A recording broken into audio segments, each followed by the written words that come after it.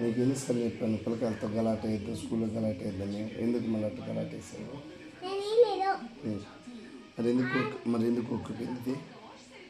చెయ్యి చెయ్యి ఎందుకు దెబ్బతింది?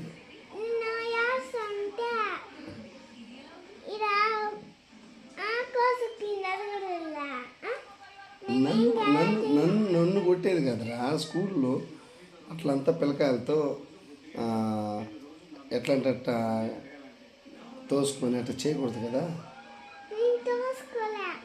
మరి ఎందుకు కోసుకుపోయిందాడా? అది వాళ్ళే నిన్ను కోసేసారా? చెయ్యా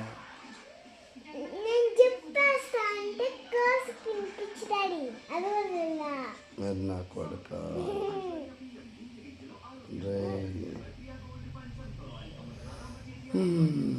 ఎట్లా నీతో కూడా చెప్తే వినరా? చెప్పిన మాట వినరా? నువ్వు చెప్పిన మాట వినరా?